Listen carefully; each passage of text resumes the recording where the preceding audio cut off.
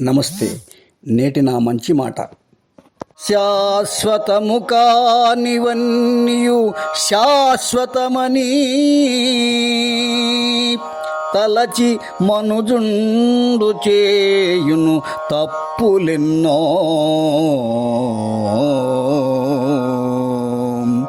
నీవు చేసిన మంచియే నిలచునెప్పుడు, నీవు చేసిన మంచియే నిలచునెప్పుడు, మరచిపోబోకుమెప్పుడు నా మంచి మాట.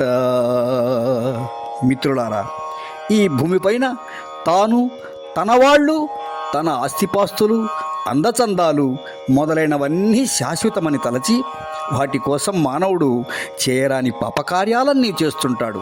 నిజానికి అవన్నీ అశాశ్వతాలే.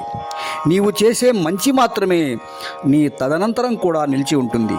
కనుక శాశ్వత కీర్తి కోసం ప్రయత్నించాలి, కానీ అశాశ్వతాల కోసం పరితపించి చరిత్రహీనులు కాకూడదు సుమా.